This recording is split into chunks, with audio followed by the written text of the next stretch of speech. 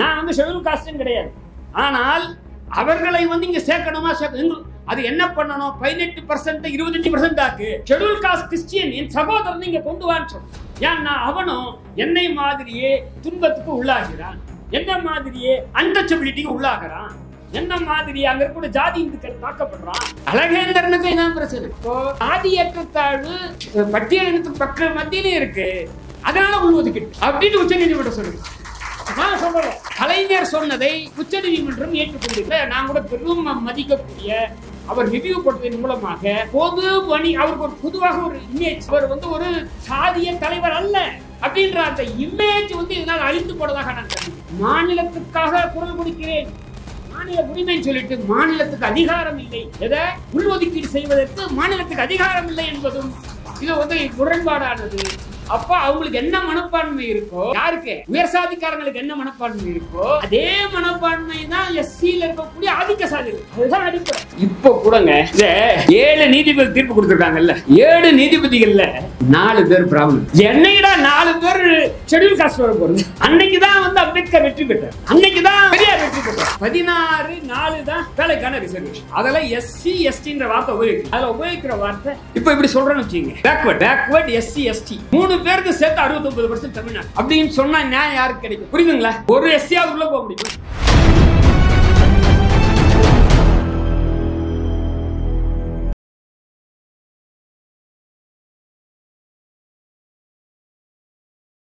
நாங்க சமூக நீதியின் பக்கம் இருக்கிறோம். சமூக நீதி என்றால் அவங்க சொன்னாங்க ஈக்குவாலிட்டி. ஈக்குவாலிட்டியை எப்படி அடையிறதுன்றதுதான் சமூக நீதி. நாகை திருவள்ளுவன் ஐயா சொல்லும் போது இந்த ரோஸ்டரை பத்தி அவர் சொன்னது இருக்கு பாருங்க, கொஞ்சம் திருத்தணும். இதுல என்னன்னா 18% பட்டியல் எடுத்துக்கிருக்க, 18% இருக்கு இல்லையா? அப்படின்னா என்ன? 100 பேரை எடுத்தா அதுல ரெண்டாவது சீட்டு, 6வது சீட்டு, 12வது சீட்டு, 16வது சீட்டு பட்டியல் எடுத்துக்கிறீங்க. இப்ப அதெல்லாம் ஒரு சீட்டு அடுத்து கொடுத்துருக்காங்க. நீங்க அதை சொல்லாம வேற மாதிரியா நீங்களே சொல்றீங்க. சேம் சைட் கோல் போடுற மாதிரி அது கிடையாது. அது புரிய தெளிவு. எங்க ரோஸ்டர் என்னன்னா, இப்ப வந்து ஒரு 20 போஸ்ட் எடுக்கிறாங்கன்னா இதுல 21ல இருந்து அடுத்த ஆரம்பம், அடுத்த ரெக்ரூட்மெண்ட் வரும்போது. அதனால அடுத்த ரெக்ரூட்மெண்ட் வரும்போது 20ல இருந்து விட்டா 22 வந்து எஸ்சி தான், அருந்ததியர் கிடையாது. வணங்குதுங்களா? அதனால அவர் சொல்ற மாதிரி இது ரன்னிங் ரோஸ்டர். இதுல அருந்ததியருக்கு 100 போஸ்ட்ல 3 பேர், அதுல 2வது இடம், 32வது இடம், 66வது இடம், அவ்வளவு இதாங்க இருக்கு. இதுல என்ன முன்னுரிமை புரியல எனக்கு. நாம இவங்க இதுல என்னன்னா உச்ச நீதிமன்றம் என்ன சொல்லிருக்குன்னா 18% அருந்ததியருக்கே கொடுக்கணும் அப்படின்னா தப்பு. அதாவது 18% அருந்ததியரையே வச்சு நீ ஃபில்லப் பண்ணா தப்புன்னு 3% கொடுத்த. ஏன் 3 பேர் இது வரைக்கும் வரமாட்டேங்கிறான்? அவர் சொன்னாரு, யாரு தோழர் அதிகமான் சொன்னாரு, எங்களை விட்டுட்டார் அவரு. உயர் நீதிமன்ற நீதிபதி இது வரைக்கும் வந்தது இல்லை. இப்போ ஒவ்வொரு கட்டத்தில் எடுத்துக்கிட்டீங்கன்னா ஒரு 2 பேர் 3 பேர் 4 பேர் இருக்காங்க உயர் நீதிமன்றத்தில். ஆனால் ஒருத்தர் கூட இங்கிருந்து வரல. அப்போ அவங்கள வரணும்ன்றதுதான் சமூக நீதி, வேற ஒண்ணுமே பிரச்சனையே இல்லை. இதை சாதாரண சுருக்கமா சொல்லணும்னா அதுதான். இதுல இந்த ஜட்ஜ்மெண்ட் இருக்கு பாருங்க. இந்த எனக்கு உச்ச நீதிமன்றத்தை பத்தி எல்லாம் நீங்க நினைக்கிற மாதிரி இல்லை. இந்த உச்ச நீதிமன்றம் தான் 2005 உள்ஒதுக்கீடு தப்புன்னு சொல்லிச்சு. உள்ஒதுக்கீடு தப்புன்னு சொல்லிச்சு. 5 பேர் சொன்னாங்க, இப்போ 7 பேர் மாத்தி சொல்லியிருக்காங்க. அதனால நம்ம தப்பிச்சோம். அத மாத்தி சொன்ன போது 2005 எந்த அரசாங்கமும் அதை சரி பண்ண வரல. ஏன் சரி பண்ண வரல? ஓட்டு கிடைக்காது, அவங்க மெஜாரிட்டி. அதுக்காக இப்போ உச்ச நீதிமன்றம் சொன்னதுனால நமக்கு கிடைச்சிருக்கு. அதை பத்தி விவரமே சொல்லணும். இதுல முதலா எனக்கு இந்த தீர்ப்பை படிக்கும் போது எனக்கு விவரத்துல முதலா இந்த உள்ஒதுக்கீடை கொண்டு வரது ஹரியானா. 1994 அவங்க உள்ஒதுக்கீடை கொண்டு வராங்க. அது 2 பிரிவா பிரிக்கிறாங்க. அவங்க பிரிச்சு தீர்ப்புல இல்ல, தீர்ப்புல வந்து 2000 வந்ததான் இருக்கு. 2000 தான் அவங்க வந்ததா இருக்கு. இதுல தீர்ப்புல வந்து 1994 ஹரியானா. அவங்க 1994 இருந்து இருக்கும்போது அந்த ஹரியானாவுக்கும் பஞ்சாபுக்கும் தலைநகரம் ஒண்ணு, கோர்ட்டு ஒண்ணு. Punjab and Haryana high court. இப்ப நமக்கு எப்படி மெட்ராஸ் ஹைகோர்ட் மாதிரி, மெட்ராஸ் ஹைகோர்ட் மதுரை இருக்க மாதிரி அவங்களுக்கு சண்டிகர்ல இருக்கக்கூடிய ஹைகோர்ட். அதுல வந்து இவங்க சொன்னாங்க பாருங்க, சென்னையா அப்படின்னு ஆந்திராவில். முதல்ல ஆந்திராவுக்கு வரலாம். இப்போ ஆந்திராவில் வரதுக்கு பாருங்க, ஆந்திராவே 2000 தான் சட்டம் போடுறாங்க. இவர் சொன்னார்ல இங்க ஜனார்த்தனம் நீதிபதியை வச்சு கமிட்டி வச்சு போட்டாங்கன்ட்டு, ஆந்திராவிலையும் ராமச்சந்திர ராஜு நீதிபதியுடைய கமிஷன் அடிப்படையில் தான் போட்டாங்க. அங்க மடிகா அவங்க வந்து அவங்க மடிகாவுக்கு அருந்ததியர் மாதிரி அவங்களுக்கு வேலை மாதிகா, நீங்க பேர் மாதிகா வந்து அவங்க இல்ல. அதனால அவர் ராமச்சந்திர ராஜு சொல்ற அந்த ரிப்போர்ட் அடிப்படையில அங்க வந்து நீங்க அருந்ததியர் மாதிரி இல்லாம 4ஆ பிரிக்கிறாங்க. ABCDன்னு பிரிக்கிறாங்க. ஒன்னுக்கு ஏக்கு 1%, பிக்கு 7%, சிக்கு 6%, டிக்கு அப்படி 15% கொடுக்குறாங்க. அத உயர்நீதிமன்றத்துக்கு போறாங்க. உயர்நீதிமன்றம் நான் தலையிட மாட்டேன், ரைட் தான், உயர்நீதிமன்றம் சரிதான் சொல்லிடுது. அதுக்கும் பேர்ல உச்ச நீதிமன்றம் போறாங்க. உச்ச நீதிமன்றம் 2005 5 நீதிபதிகள் அமர்வு அந்த உயர் நீதிமன்ற தீர்ப்பை ரத்து பண்ணிட்டு எஸ்சி மக்களுக்கு இடையில உள்ஒதுக்கீடு பண்ணக்கூடாது. ஏன்னா ஷெட்யூல் காஸ்ட் வந்து ஒரே சாதி, எந்த விதமான வேற்றுமையும் இல்லை, ஹோமோஜீனியஸ் ஆங்கிலத்துல அப்படின்றாங்க. அதுதாங்க அடிப்படை. அது ஹோமோஜீனியஸ் சொல்றது அம்பேத்கர் சொன்னதுக்கே விரோதமானதா இல்லையாங்க? அவர் என்ன சொல்றாரு? கிரேடட் இன்இக்வாலிட்டின்றார். அப்படின்னா என்ன அர்த்தம்? படிக்கட்டு இப்போ இந்த அருந்ததியருக்கே இருக்கான், இருக்கானா இல்லையா? அதான் அவர் சொன்னாரு, புதுரை பண்ணா இருக்கா அவனுக்கு நான் போராடு பண்ணேன் இல்லைங்களா? அதனால அதை யார் சொன்னது? நான் சொல்லல, அம்பேத்கர் சொன்னாரு, பெரியார் சொன்னாரு. இப்போ உச்ச நீதிமன்ற தீர்ப்புல சொல்லியிருக்காங்க, இந்த தீண்டாமை என்பது பட்டியல் சாதிக்கு உடையில கூட இருக்குன்னு சொல்றாங்க. அதனுடைய விளைவுதான் அவங்க சொன்ன மாதிரி 2 செய்தி சொன்னாங்க பாருங்க. அது உச்ச நீதிமன்றத்துல அவங்க சொல்லியிருக்காங்க. இது அந்த தமிழ்நாட்டில் இது நடந்ததா அதை படிக்கல, ஏன்னா நேரம் இல்லாததால. பேரா 141 யாருன்னா இங்க படிச்ச பிள்ளைங்க தான் நீங்க கூகுள்ல போய் பார்த்து தீர்ப்பு பார்த்தா சந்திரசூட் தலைமை நீதிபதி தீர்ப்பு இதுல வந்து இந்த சம்பவத்தை சொல்றாங்க. ஒரு அருந்ததியர் பையன் பறையர் பெண்ணை திருமணம் பண்ணிக்கிறான். இல்ல அவங்க 2 பேரும் போயிட்டாங்க, வெளியேப்படுன்றாங்க, அந்த ஊர்ல இருந்தா பிரச்சனை போயிடுறாங்க. அப்போ இந்த பையனுடைய குடும்பத்தை சேர்ந்த அனைத்து பெண்களையும் அவங்க பாலியல் வன்கொடுமை செய்கிறார்கள். அப்படின்னா என்னங்க இது? இதுக்கு பேர் என்ன? இதைதான் அவங்க சொல்றாங்க. இத மாதிரி இது இருக்குன்ட்டு இதை வந்து நான் இவங்க மாதிரி இப்போ தலித் முரசு பத்திரிக்கை இருக்கு, இன்னும் கேட்டா அதை நடத்துறது பழைய மக்கள் தான். அதிலே எழுதியிருக்காங்க இந்த மாதிரி இவங்க எப்படி தர்மபுரியில எரிக்கிற மாதிரி அருந்ததியருடைய குடிசைகள் எரிக்கப்பட்டதோடு அதை கண்டிக்கப்பட்டிருக்கு. இது தப்புன்னு கண்டிச்சிருக்காங்க அவங்க. புனித பாண்டியனும் என்னுடைய நண்பர் பேராசிரியர் இளங்கோவனும் இதை தப்பு, எப்படி சாதி இந்துக்களில் ஆதிக்க சாதிகள் எப்படி ஆணவ கொலை செய்கிறார்கள், எரிக்கிறார்களோ அதே மாதிரி பட்டியல் சாதியில செய்தாலும் தப்பு. எங்க ஆதிக்கம் இருந்தாலும் தப்புங்க. சாதி இந்துக்கள் இருந்தாலும் தப்பு, பட்டியல் சாதியில் இருந்தாலும் தப்பு. அதுக்கு தீர்வு காண்றதுதான் இப்ப நம்முடைய நோக்கம். இப்ப நம்ம அங்க இதுக்கு வந்தா அப்ப சின்னையா கேஸால் என்ன ஆச்சு? ஹரியானாவில் இருந்தது 2005 அடுத்து 2007 ரத்தாயிடுச்சு. அதுக்கும் பேர்ல அவங்க சுப்ரீம் கோர்ட்டுக்கு வர்றாங்க 2006. அதுதான் இப்ப இந்த தீர்ப்பு. அதே மாதிரி பஞ்சாப்ல உங்களுக்கு இந்தியாவிலேயே மிக அதிகமான பட்டியல் சாதியினை சேர்ந்தவங்க பஞ்சாப்ல தான் கிட்டத்தட்ட 1/3 இது இருக்காங்க. 32% அங்க இருக்கக்கூடிய ஷெட்யூல் காஸ்ட் அங்க அவங்க அதுல 25% அங்க ரிசர்வேஷன் கொடுத்துருக்காங்க. 25% இருக்க சொல்றாங்க 12.5க்கு ஒரு ரெண்டு சாதிக்கே வால்மீகி அண்ட் மசாபி 6 கொடுத்துருக்காங்க. மீதி இருக்கக்கூடிய கிட்டத்தட்ட ஒரு பெரிய எண்ணிக்கையிலானவங்களுக்கு வந்து மீதி கொடுத்துருக்காங்க. அதை வந்து 2006 அவங்க சட்டம் போடுறாங்க. உடனே அதுவும் ரத்தாகுது 2010. அந்த தீர்ப்பும் அதுவும் பஞ்சாப் ஹைகோர்ட் தீர்ப்பு தான் கொடுத்தது, பஞ்சாப் ஹரியானா ஹைகோர்ட். அதுக்கும் பேர்ல உச்ச நீதிமன்றம் வராங்க. 2009 அருந்ததியருக்கு தமிழ்நாட்டில் கொடுக்குறாங்க. இவங்க மீண்டும் மீண்டும் இவங்க சொன்னாங்க அந்த 76ல் அருந்ததியர் என்பது ஒரு சாதி இல்லை. தீர்ப்புல சொல்லியிருக்காங்க சக்கிலியன், மாதாரி, மடிகா, பகடி, தோட்டி, ஆதி ஆந்திரா இவங்க எல்லாம் சேர்ந்ததுதான் அருந்ததியர். ஏன்னா இதை இவங்க யாருமே சொல்லுவாங்களான்னு பார்த்தேன், அது சொல்லலை. எப்படி தேவேந்திரன்றது கூட ஒரு குறிப்பிட்ட 7-8 சாதிகள் சேர்ந்ததுதான் அந்த இது.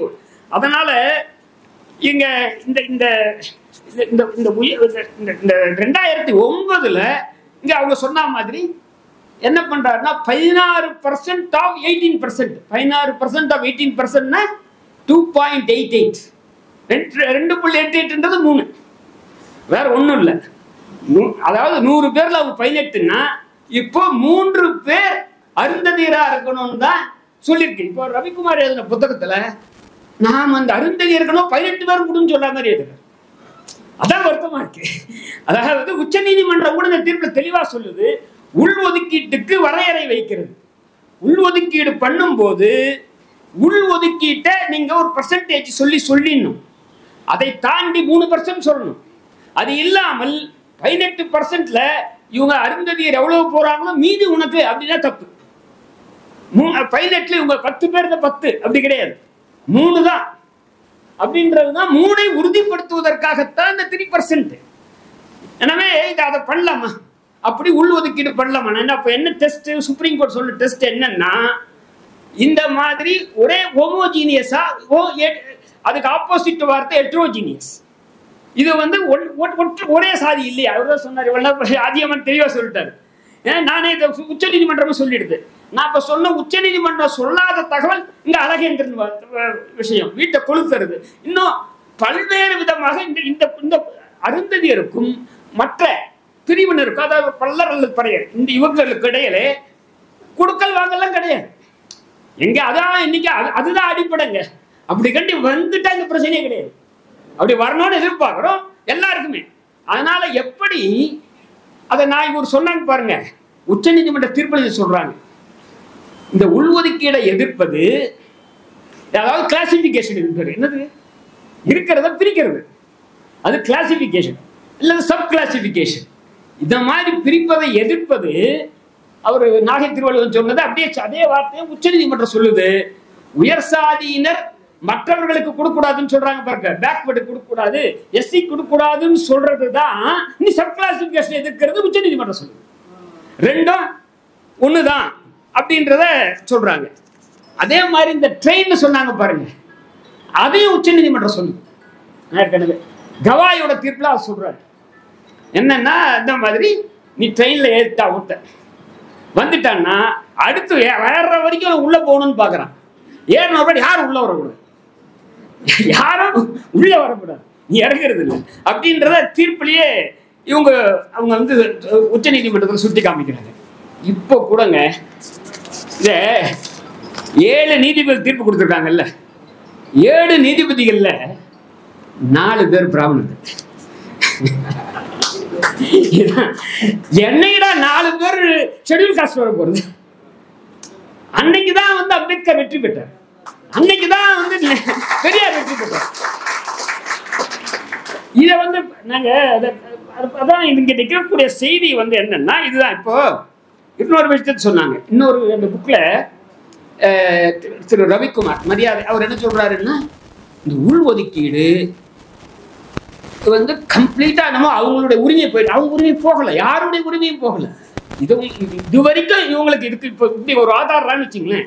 2009க்கு முன்னாடி அருந்ததியர்கள் அவர்கள் மக்கள் தொகை எண்ணிக்கைக்கு ஏற்ப கல்வியிலும் வேலை வாய்ப்பிலும் இருந்தார்கள் அப்படின்னு சொன்னதே அது ஒன்றும் தேவையில்லையா? சொல்லிட்டு அது டேட்டா கொடுத்தோம், அதுக்கு டேட்டா இல்லை. அதுதான் ஜனார்த்தன் சொல்லியிருக்காரு, அதுதான் கலைஞர் பண்ணிருக்காரு. எனவே அந்த 3% உறுதி செய்வது தான் இவங்களுக்கு. இன்னும் கேட்டா நம்ம என்ன தெரியுமா பண்ணணும்? நான் உங்களை கேட்கிறேன், குதிரை வண்டார் மட்டும் இல்லைங்க, ஆதி திராவிடர், ஆதி திராவிடன்ற வார்த்தையே வருது. ஏன்னா இப்ப எல்லாமே நம்ம மைண்ட்ல ஏறி போச்சு. அது பொது பெயர். ஏன்னா 1923 நீதி கட்சி ஆட்சியா இருக்கும் போது MC ராஜா வந்து சொல்றாரு, எல்லா இந்த மாதிரி இருக்கக்கூடிய பட்டியல் இனத்தவர் அப்ப டிப்ரஸ் கிளாஸ்னு, அப்போ ஷெட்யூல் காஸ்ட் கிடையாது. ஆக்சுவலி ஷெட்யூல் காஸ்ட்ன்ற ஒரு காஸ்ட் கிடையாது. நான் சுப்ரீம் கோர்ட் சொல்லுது ஷெட்யூல் காஸ்ட்னு ஒரு காஸ்ட். ஷெட்யூல் காஸ்ட்ல 76 காஸ்ட் இருக்கு தமிழ்நாட்டில். அப்போ இந்த இந்த இந்த இந்த இந்த இந்த மாதிரி இந்த விஷயம் இருக்கு பாருங்க. இந்த கிரிமி லேயர் பத்தி சொல்றப்போ அவரு ரவிக்குமார் அவர் சொல்றாரு, இந்த கிரிமி லேயரை விட உள்ஒதுக்கீடு ரொம்ப டேஞ்சர். எனக்கு புரியுது. ஏன்னா கிரிமி லேயரை பொறுத்தவரையில இப்போ அதில் நாங்கள் இப்போ தலித் இயக்கங்கள் இருக்கு பாருங்க. இந்தியா முழுவதும் இப்போ தலித் இயக்கங்களை ரொம்ப பாராட்டும். இது தமிழ்நாடு தான் சொன்ன, தமிழ்நாடு இல்லை. இந்த சட்டம், இந்த தீர்ப்பு வந்த உடனே தீர்ப்புல வந்து உள்ஒதுக்கீடு சரி என்று சொன்னார்கள். ஆனால் கிரிமி லேயரை பொறுத்த வரைக்கும் அவங்க என்ன சொன்னா பரிந்துரைச்சிருக்காங்க. இது வந்து முதல் முறை பரிந்துரைக்கலைங்க. 1985 சுப்ரீம் கோர்ட் சொல்லி, யாரு இப்ப இருக்க சந்திரசூட் இருக்காரு, அவங்க அப்பா சீஃப் ஜஸ்டிஸ் அசோக் குமார், வசந்தகுமார் அப்படின்றவன், வசந்தகுமார் கரெக்ட். வசந்தகுமார் தீர்ப்புல அவர் சொல்றாரு 1985 கான்ஸ்டியூஷன் வந்து 35 வருஷம் ஆச்சு, இன்னும் 5 வருஷம் கொடுக்குறோம், 50 வருஷத்துக்கு அப்புறம் கிரிமி லேயர் வரணும் 1985 எழுதியிருக்காருங்க. அதுக்கு அடுத்து இப்போ என்ன துரதிர்ஷ்டம்னா இந்த 7 பேர்ல 6 பேர் உள்ஒதுக்கிட்ட சரின்னு சொல்றாங்க, ஒருத்தர் சொல்ல படசினையாவே தப்பு சரின்ட்டாங்க. இந்த 6 பேர்ல 4 நீதிபதிகள் கிரிமி லேயரை பரிந்துரைத்தால் அது வராது. பரிந்துரைத்தான் இருக்காங்க.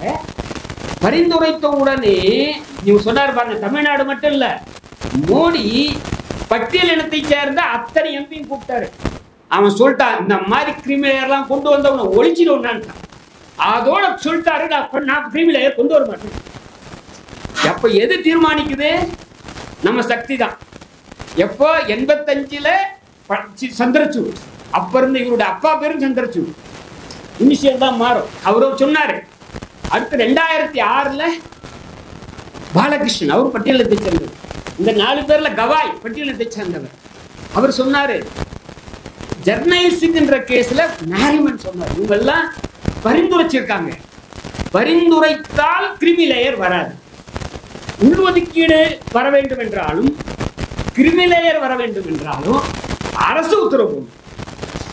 இப்போ பேக்வர்ட் கிளாஸுக்கு மத்திய அரசு பணியில, மாநில அரசு பணியில, மத்திய அரசு பணியில கிரிமி லேயர் பேக்வர்ட் கிளாஸுக்கு.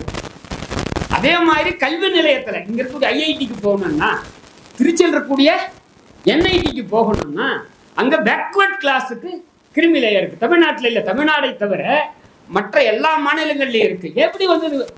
எப்படி வந்தது? மத்திய அரசு எப்ப கிரிமி லேயர் கொண்டு வந்தாங்க? எப்ப கொண்டு வந்தாங்க?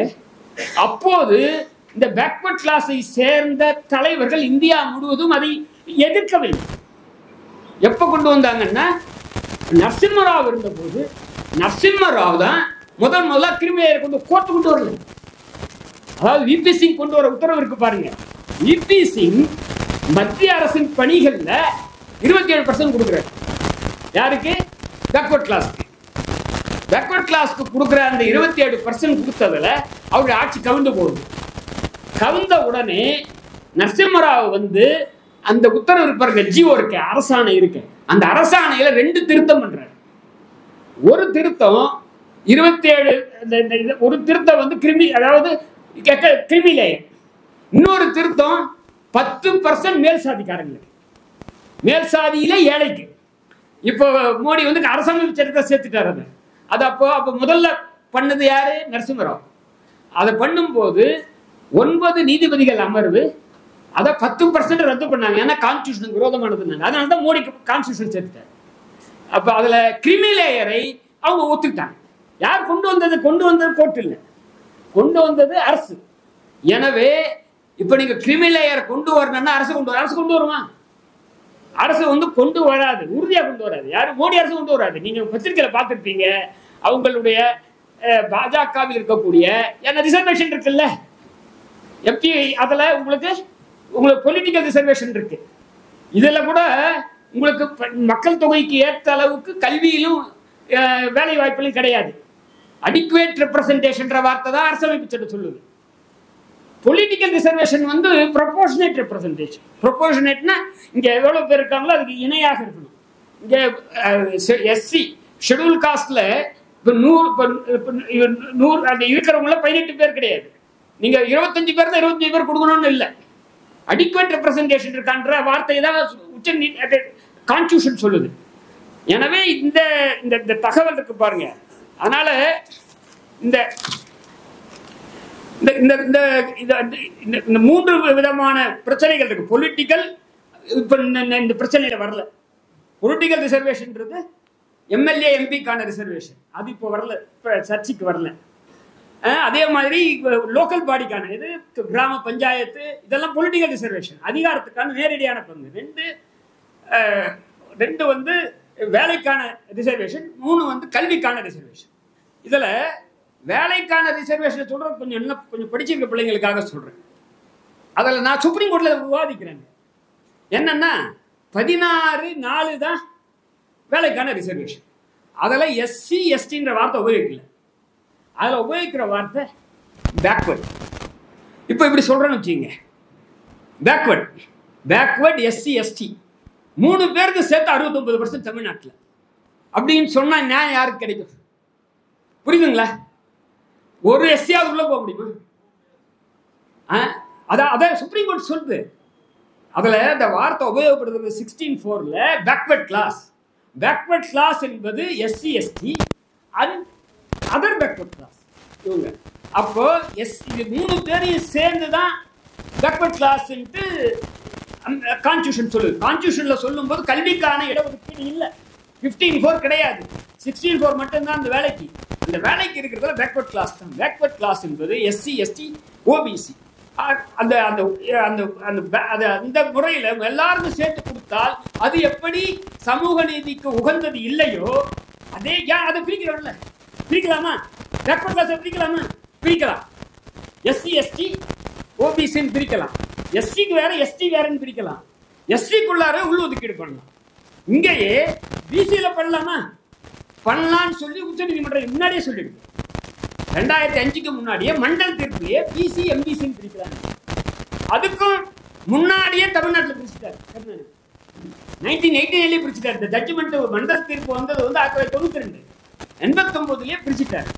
அதே மாதிரி பிசியில முஸ்லீமுக்கு 3.5% கொடுத்துருக்காங்க உள்ளொதுக்கீடு, கிறிஸ்டியன்ஸுக்கும் 3.5% கொடுத்துருக்காங்க. அதை யாரும் எதிர்க்கலையே.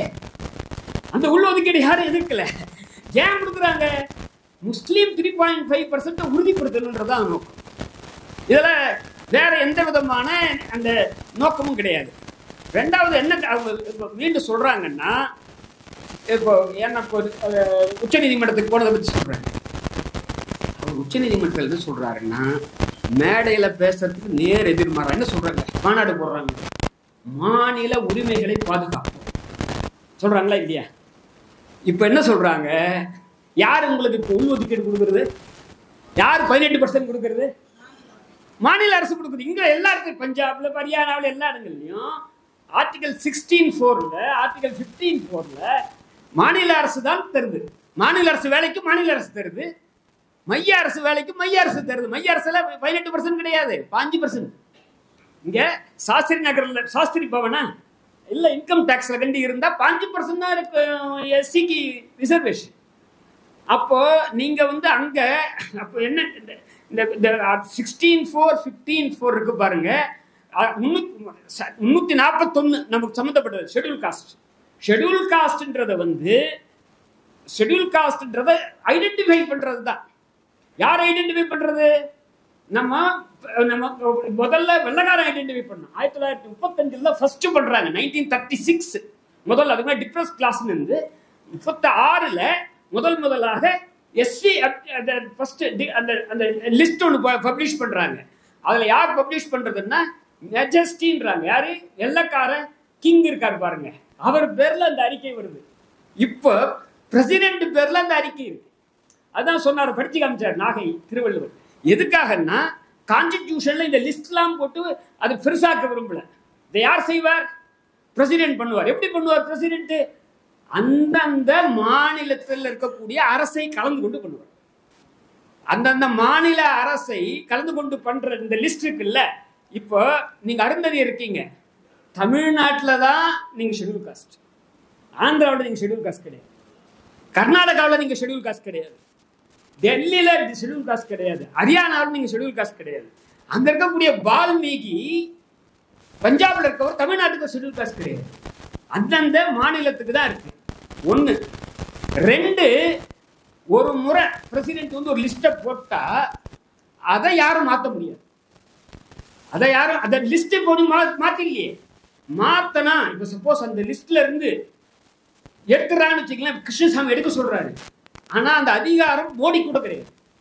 பார்லிமெண்ட் பண்ணணும், அரசாங்கம் கேபினெட் பண்ண முடியாது, பார்லிமெண்ட் பண்ணணும். பண்ண முடியுமா? ஈஸியா பார்லிமெண்ட் பண்றது?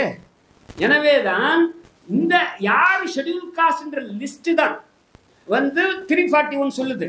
ஆனால் எவ்வளவு பர்சன்டேஜ் வேலை தரணுன்றது மாநிலம் தான் தீர்மானிக்கும். அதை நான் சொல்ல, உச்ச நீதிமன்றம் சொல்லுது. எல்லாருக்கும் அதான் தெரியும். 18% யார் தீர்மானிக்கிறது? வேலையிலையும் இதுலையும் அது தீர்மானிப்பது மாநில அரசு தான். ஒவ்வொரு மாநிலத்தில் நான் சொன்னல, இங்கே ஆந்திராவில் 5%, ABCD, பஞ்சாப்ல 25%, 12.5, 12.5.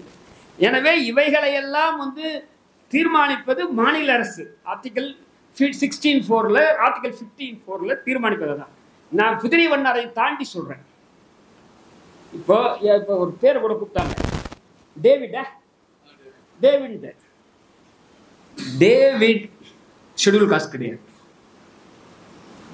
ஏன்னா அவர் ஷெட்யூல் காஸ்ட் கிறிஸ்டியன். ஏன்னா அவரு கிறிஸ்தவ மதத்துக்கு போனாலும் ஷெட்யூல் காஸ்ட் அவரை விட்டு போகல.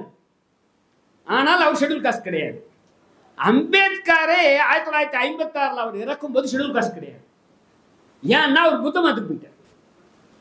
அப்போ இந்துவா இருந்தாதான் அவன் ஷெட்யூல் காஸ்ட். சரியாது? ஏங்க, ஒரு சேரியில இருந்தா ஊர்ல என்ன பாக்குறான்? நீங்க ஒரு அருந்ததியரா இருந்தா நீ எந்த மதத்துக்கு போனாலும் சரி, நீ வந்து கிறிஸ்டியனா போனாலும் சரி, புத்திஸ்டா போனாலும் சரி, நீ எந்த மதத்துக்கு போனாலும் உன்னை பொறுத்தவரையே அவன் வந்து அன்டச்சபிலிட்டி. அவங்களை எப்படி சேரியில இருக்கா அதே மாதிரிதான் இருக்கான். அப்போ கிறிஸ்தவர்களுக்கான இந்த உரிமை இருக்கு பாருங்க. இன்னும் கேட்டா இன்னும் கொடுமை என்ன தெரியுங்களா?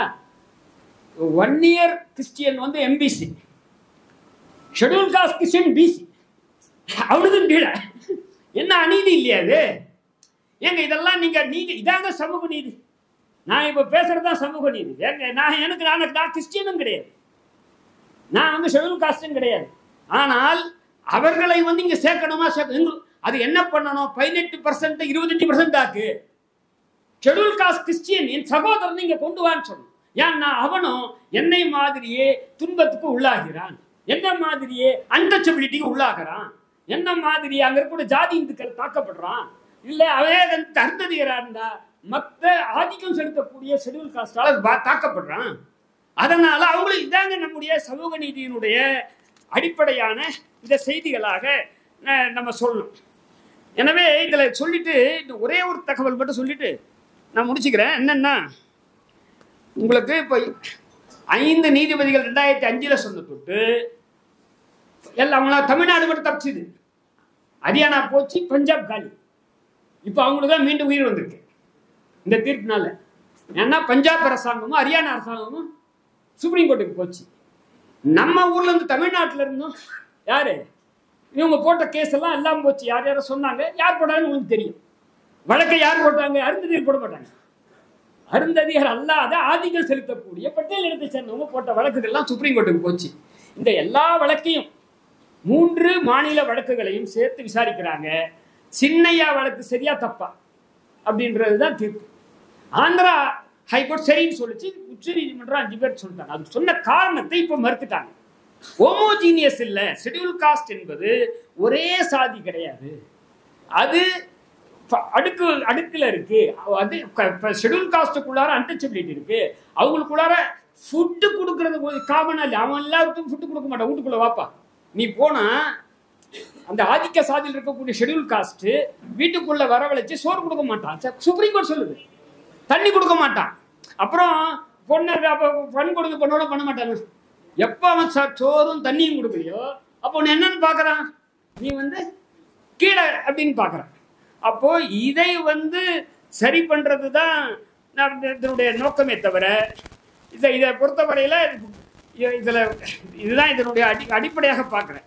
உச்ச நீதிமன்றம் இருக்கு பாருங்க, அது ஒரே ஒரு தகவல் சொல்லிட்டு நான் முடிச்சுக்கிறேன். என்னன்னா இப்ப இந்த 7 நீதிபதிகள் அந்த 5 நீதிபதிகள் தீர்ப்ப சின்னையா தீர்ப்ப ஆந்திராவில் சொன்ன தீர்ப்ப திருப்பலன்னா நமக்கு விமோசனமே கிடைச்சிருக்கு. ஏன்னா இங்க இருக்க ஸ்டாலின் தான் தப்பா சொல்லு, கருணாநிதி நல்லா பண்ணாரு, இல்லது மோடி அவங்க எல்லாம் உள்ஒதுக்கிட்டு ஆதரிப்பாங்களா, அவங்க ஆதரிச்சுட்டு வேலை பண்ண மாட்டாங்க. ஆனால் ஒட்டுமொத்த ஷெட்யூல் காஸ்ட் பாதிக்கப்பட்ட போது தலையிட்டு இருக்காங்க.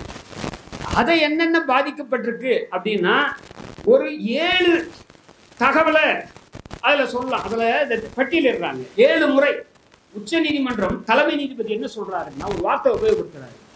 ரிசர்வேஷன் உச்ச நீதிமன்றத்துக்கு வரும்போதெல்லாம் டர்புலன்ஸ் என்ன, நான் விமானத்துல வந்தேன், ஆட்டங்கான்றது ஒவ்வொரு முறையும் உச்ச நீதிமன்றத்தில் ஆட்டங்கன்று. அப்படி ஆட்டங்கண்ட போது ஒவ்வொரு முறையும் பாராளுமன்றம் தலையிட்டு சட்டம் போட்டு சிரிச்சு அரசியல் சட்டத்தை திருத்துற அதிகாரம் மாநிலத்துக்கு கிடையாது, பாராளுமன்றத்தில் தான் வேணும். அது கூட எப்படி வேணும், சரியான மெஜாரிட்டி இருந்தா முடிய போடாது. மெஜாரிட்டி இருந்தா சட்டம் போடலாம். நீங்க அரசியல் சட்டத்தை திருத்தணும்னா 2/3 வேணும். 3 பேர்ல 2 பேர் ஓட்டு போடணும், அப்பதான் திருத்தணும். இப்போ மண்டல் தீர்ப்பு வந்தது இல்லையா, மண்டல்ல என்ன அவங்களுக்கு வேலை, ஓபிசிக்கு பேக்வர்ட் கிளாஸுக்கு மத்திய அரசு பணியில் கல்வியில கூட கிடையாது, கல்வியில 2006 தான் வருது, பணியில 27% கொடுத்தா சரியா தப்பான்னு தானே சொல்லணும். அந்த தீர்ப்புல 9 பேர் தெரியுமா சொல்லிட்டாங்க. 9 பேர் இதுல ஏற்கனவே எஸ்சி எஸ்டிக்கு உள்ஒதுக்கீடு கன்ஃபியூஸ் பண்ணிக்காதீங்க. எஸ்சி எஸ்டிக்கு ப்ரமோஷன்ல ரிசர்வேஷன் அது தப்புன்னு சொல்லிட்டாங்க அந்த தீர்ப்புல. அது அந்த வழக்கிலேயே ஒரு விசாரணைக்கான பொருளே கிடையாது. அதுல பிசிக்கு தருணம் தான் இது. அப்ப என்ன பண்ணாங்க, பார்லிமெண்ட் அப்போ அரசமைப்பு சட்டத்தை திருத்தி அவங்க 16(4)A அப்படின்னு கொண்டு வராங்க. அதுக்கும் முன்னாடி தமிழ்நாட்டில் தான் என்ன ஆச்சுன்னா, நான் கான்ஸ்டியூஷன்ல சொன்ன 16(4) தான் வேலையில தான் இடஒதுக்கீடு இருந்து. செண்பகம் துரைராஜன் வழக்கில் நீங்களாம் யார் சொல்றேன்னு சில படிச்ச பிள்ளைங்க கூகுள்ல போய் பார்க்கலாம். செண்பகம் துரைராஜன் வழக்கம், இன்னொன்று வெங்கட்ராமனா என்ற ஒரு வழக்கு, வெங்கட்ராமனா 2 வழக்குகள்ல இங்க உச்ச நீதிமன்றம் வரைக்கும் போய் வேலையில தான் இருக்கே தவிர கல்வியில இல்லைன்னு. அதனால 15(4) புது பிரிவை அரசமைப்பு சட்டத்தில் அப்ப சேர்க்கிறாங்க. 5(4) சேர்க்கும் போது அதில் 16(4) மாதிரி வெறும் பேக்வர்ட் கிளாஸ் சொல்ல SC ST socially and educationally பேக்வர்ட்ன்ற வார்த்தையை உபயோகப்படுத்துறாங்க 15(4). அப்போ முதல்ல 15(4) சுப்ரீம் கோர்ட் கல்வியில இடஒதுக்கீடு இல்லை அப்படின்னு சொல்லும்போது 15(4) வருது. பாராளுமன்றத்தில் சட்டத்தை திருத்துறாங்க. ஃபர்ஸ்ட் டர்புலன்ஸ் எப்போ, செண்பகம் துரைராஜன் ஃபர்ஸ்ட் டர்புலன்ஸ். அப்போ செகண்ட் டர்புலன்ஸ் மண்டல் கமிஷன் தீர்ப்பு ப்ரொமோஷன்ல கிடையாது அப்படின்றப்போ. 3வது என்ன ஆச்சுன்னு சொன்னா, இப்போ சொன்னாங்க பாருங்க கேரி ஃபார்வர்டும்பாங்க. என்னது கேரி ஃபார்வர்ட்னா, இப்போ இன்னைக்கு பேப்பர் வச்சிங்களா, நேத்தா இன்னைக்கு ஒரு பத்திரிக்கையில் திருச்சியில் ஐஐடி இல்லை சார் மேனேஜ்மெண்ட் இருக்கு ஐஐஎம்ல 86% எஸ்சி எஸ்டி பிசி ஃபுல்லா இருக்கு. நான் அருந்ததியர் இல்ல, எஸ்சி எஸ்டி பிசி அது ஒரு டாப் லெவல் எலைட் இன்ஸ்டிடியூஷன். அங்கே 86% ஆகுது. அதை விட்டுருங்க. இப்போ எங்க நீதித்துறையில முன்சிப்புக்கு தேர்வு நடந்தது. முன்சிப்பு மேஜிஸ்ட்ரேட்ன்றது இருக்கிறதுலே கீழே இருக்க பதவி. முதல் படி அதான். அடுத்த படி சப் ஜட்ஜி, அடுத்த படி டிஸ்ட்ரிக்ட் ஜட்ஜி, கடைசி படி ஹைகோர்ட் ஜட்ஜி.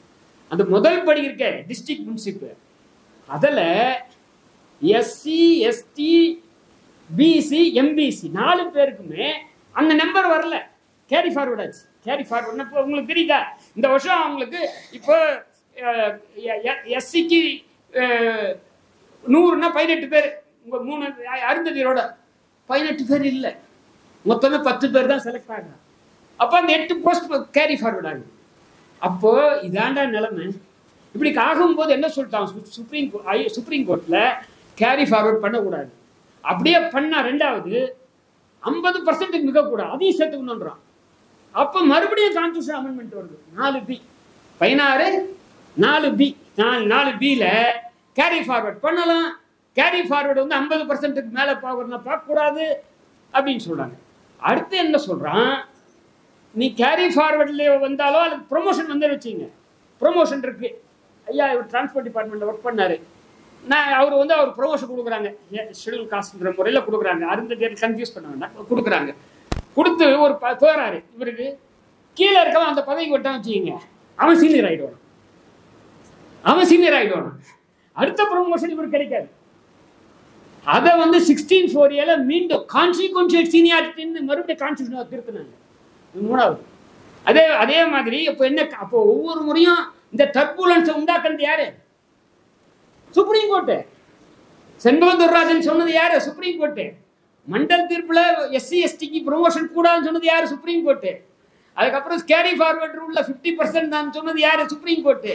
கேரி அப்படியே ப்ரொமோஷன் வந்தாலும் அந்த ப்ரொமோஷன்ல வந்து இவர் சீனியாரிட்டி கான்சிக்வன்ஷியல் சீனியாரிட்டி வராதுன்னு சொன்னது யாரு? Supreme court. அப்போ அவங்களுக்கு என்ன மனப்பான்மை இருக்கோ, யாருக்கு உயர் சாதிக்காரங்களுக்கு என்ன மனப்பான்மை இருக்கோ அதே மனப்பான்மை தான் எஸ்சியில் இருக்கக்கூடிய ஆதிக்க சாதிகள். அதுதான் அடிப்படை. இதே மாதிரி இன்னும் 7 சர்க்கம்ஸ்டன்சஸ் சொல்லலாம். என்னன்னா அதுலயே மாதிரி 335 ஒரு ஆர்டிகல், அதில் எஃபிஷியன்சி அப்படின்னா உனக்கு நமக்கு திறமை மெரிட் இல்லை அப்படின்பா அப்படின்னு சொல்லி சுப்ரீம் கோர்ட் காலி பண்ணிக்கிட்டே இருந்தாங்க மெரிட்டை பற்றி. அப்போ சொன்னாங்க மார்க் இருக்குன்னு வச்சிங்களேன், ஒரு மார்க் ஒன்று வைக்கிறாங்க, 40 மார்க் வாங்கினா தான் போகலான்ட்டு. அப்போது போக முடியாது. 335 சொல்லி காலி பண்ணிக்கிட்டே இருந்தான். இப்போ சுப்ரீம் கோர்ட் காலி பண்ணிக்கிட்டே இருந்த தொட்டு குவாலிஃபிகேஷனில் ரிலாக்ஸ் பண்ணக்கூடாதுன்ற தொட்டு கான்ஸ்டியூஷனில் திருத்துறாங்க. 335 திருத்தி குவாலிஃபிகேஷனில் ரிலாக்ஸ் பண்ணலான்றாங்க.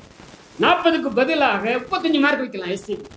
நான் இப்போ மறுபடியும் என்னன்னா, இப்போ ஒவ்வொரு முறையும் இந்த டர்புலன்ஸ் வருது இல்லை, இதற்கான காரணம் உச்சநீதிமன்றம். இதெல்லாம் ஒவ்வொரு முறையும் கான்ஸ்டியூஷனை திருத்தினது இருக்கக்கூடிய இந்த ஷெட்யூல் காஸ்ட் கொடுத்த அழுத்தத்தால் திருத்தப்படுறது வந்து அதுதான். இப்போ எஸ்சி எஸ்டி ஆக்ட்லேயே என்னங்காச்சு, எஸ்சி எஸ்டி ஆக்ட்லேயே சுப்ரீம் கோர்ட் வந்து காலி பண்ணிச்சு. நம்ம தமிழ்நாட்டில் பெருசாக நடக்கல, வட இந்தியாவில் மிகப்பெரிய போராட்டம் இருந்து அந்த அந்த தீர்ப்பை ரத்து பண்ணிச்சு. மோடி காலத்தில் இருந்து இப்போ. எனவே இப்போ வந்து இந்த நமக்கு வந்து இப்போ நமக்கு இதற்கு தெரிய பாடம் என்ன அப்படின்னா, இப்போ யாராச்சும் ஒருத்தர் நம்ம எடுத்துக்கிட்டே இருக்காங்க. ஒன்று கோர்ட் எழுதுது, இல்லைன்னா அதிகாரிகள் மேலே உட்காந்துருக்கு. சொன்னார் பாருங்க, யாரு டேட்டா அனுப்புன்னா அனுப்ப மாட்டேங்கிறாரு. எனக்கு அவர் யார் சொல்றாருன்னு எனக்கு தெரியும். அப்போ இதை வந்து சரி பண்ணோம்னா அதுக்கு வந்து தேவையானது என்னன்னா, நம்மிடம் இருக்கக்கூடிய ஒரு ஒற்றுமை தான். ஒரு நியாயத்துக்காக ஒற்றுமையாக இருப்பது தான். எனக்கு நாம இப்போ இந்த அதை அம்பேத்கர் வந்து என்ன சொல்றாரு, மீண்டும் மீண்டும் இந்த கிரேட்டர் இன்இக்வாலிட்டி சொல்றாரு. அவர் 37ல் அவர் பேசும்போது அந்த ஊர்ல நம்ம இங்க எப்படி பறையர் பல்லர் அருந்ததியர் மாதிரி அங்கே வந்து மகர் நான் சொல்லுவதை மாங்குகள் கேட்பார்களான்றார். கண்ணீர் விட்டு சொல்றாரு. அதுக்காக தான் ஷெட்யூல் காஸ்ட் ஃபெடரேஷன் ஆரம்பிக்கிறார், நம்மளால ஒற்றுமை ஆகணுன்ட்டு. ஆனால் சாதி ரொம்ப பவர்ஃபுல்லானது, ரொம்ப ரொம்ப பவர்ஃபுல்லானது. என்ன இப்போ நாங்கெல்லாம் விருதி விலக்கா இருக்கோம். எனக்கு ஒரு சாதி இருக்கு, அதுக்குள்ளதான் எங்க வீட்டுல கல்யாணம் பண்ணும். அவரும் அதான், இவங்க தான். இதெல்லாம் எப்படி முடியும்? அப்ப அதனுடைய விளைவு ஒவ்வொருத்தரும் இருக்கும். அது அப்போ அடிப்படையா என்ன? இந்த திருமண உறவுகள் மூலமாக ஒரு பொது கலப்பு உண்டானால் ஒழிய இது போற அப்பதான் வரும். அது வரும். அது வருமா? அதுக்கான கிட்ட இருக்கா? அழகேந்திரனுக்கு ஏற்பட்டது. அழகேந்திரனுக்கு நீங்க மீதியெல்லாம் தேவையில்லை. யாரு சங்கரு இதெல்லாம் கௌசல்யா இல்லை, அழகேந்திரனுக்கும் இதான் பிரச்சனை. அப்போ சாதியேற்றத்தாழ்வு பட்டியலினத்துக்கு மக்கள் மத்தியிலே இருக்கு, அதனால உள்ஒதுக்கீடு அப்படின்னு உச்ச நீதிமன்றம் சொல்லுங்க. நான் சொல்றேன், கலைஞர் சொன்னதை உச்ச நீதிமன்றம் ஏற்றுக்கொண்டிருக்கிறது. இதுல ஒரு நியாயம் இருக்குன்னு சொல்லி இருக்கு. நாம் இதை யாரும் பண்ண முடியாது. இன்னும் கேட்டால் இதன் மூலமாக ஒரு அவருக்கு இருந்த அவர் பேசுல நான் கூட பெரும் மதிக்கக்கூடிய அவர் ரிவ்யூ போட்டதன் மூலமாக பொது பணி அவருக்கு ஒரு பொதுவாக ஒரு இமேஜ், அவர் ஒரு சாதிய தலைவர் அல்ல அப்படின்ற அந்த இமேஜ் இதனால் அழிந்து போனதாக நான் கருதுகிறேன். ஏன்னா அதோட மட்டும் இல்ல, அதோட இல்லாம மாநிலத்துக்காக குரல் கொடுக்கிறேன், மாநில உரிமைன்னு சொல்லிட்டு மாநிலத்துக்கு அதிகாரம் இல்லை, எதை உள்ஒதுக்கீடு செய்வதற்கு மாநிலத்துக்கு அதிகாரம் இல்லை என்பதும் இது முரண்பாடானது. அவர் எந்த நிர்பந்தத்தில் செய்தாலும் அதுக்கான பொறுப்பை ஏற்க வேண்டியவர் அவர் தான். ஏன்னா அதை இப்ப கூட அவர் என்ன பண்ணணும்னா ரிவ்யூவை வித்ட்ரா பண்ணணும். ரிவ்யூவை இன்னும் வரல. ரிவ்யூவை வித்ட்ரா பண்ணுவதுதான் ஷெட்யூல் காஸ்ட் மத்தியில் மக்கள் மத்தியிலே ஒரு ஒற்றுமைக்கு வழிவகுக்கும். இங்க அப்போதான் இங்க இருக்கக்கூடிய சாதி இந்துக்கள் மத்தியில் இருக்கக்கூடிய அந்த நம்ம நடக்கக்கூடிய கொடுமைகளை எதிர்த்து ஒன்று திரள முடியும். இப்போ நீங்க தமிழ்நாட்டினுடைய தருந்ததில் எங்க கூட இருக்காங்க? சேலம், ஈரோடு, தருமபுரி, கோவை, திருப்பூர்ல இருக்காங்க. வெஸ்ட் அப்படிம்பாங்க. வடக்கே யார் இருக்காங்க? பெருமக்கள். தெற்கே யார் இருக்காங்க? பல்லர் மக்கள் இருக்காங்க. இவங்களுக்கு எல்லா இடங்களிலும் இருக்கு. இது நான் என்ன பாக்குறேன்னா, இந்த சாதி மிகப்பெரிய ஒரு சர்ச்சில் இருக்குங்க. எங்கிட்ட சர்ச்சில் எனக்கு ஒரு வேலை கொடுத்தாங்க சிவகங்கையில. அங்க பல்லர் பெரும்பாலும் இருக்காங்க. 20 பெரிய எண்ணிக்கையில பல்லர்கள். அங்க என்ன பண்றாங்கன்னா, அங்க இருக்கக்கூடிய சாதி இந்து உடையார்கள் பறையரை பாதிரியார் ஆக்குறான். அதுக்கப்புறம் மீதி இருக்கக்கூடிய பல்லரை ஆக்க மாட்டேங்கிறான். இன்னும் யாரோ ஒரு பேர் கடையரை ஆக்குறான். அவங்கெல்லாம் அங்க நம்பரே கிடையாது. அவங்கள ஆக்கி இவனும் இருக்கிறான். இது வரைக்கும் சிவகங்கை டயாசிஸ்ல ஒரே ஒரு பல்லர் கூட அங்கே பாதிரியாராக வர முடியும். அதை எதிர்த்து நான் ஒரு ரிப்போர்ட் கொடுத்தேன். இது ஒரு தீண்டாமை. அதுக்கு தான் கிறிஸ்தவத்துக்கே போறோம். அப்போ என்ன இருக்கப்போ எல்லா இடங்களிலும் அப்ப நம்ம என்ன பண்ணோம்? அங்க சிவகங்கையில் இருக்கக்கூடிய ரொம்ப ரொம்ப சொற்பமாக 1% கூட கிடையாது, 1% கூட கிடையாது கடையர்கள். அவர்கள் பல்லருக்காக போராடணும், அங்க கொடுக்குற அநீதிக்காக போராடணும். எங்கே அநீதி இருந்தாலும் அதை எதிர்த்து போராடுவதுதான் சமூக நீதி. நன்றி, வணக்கம்.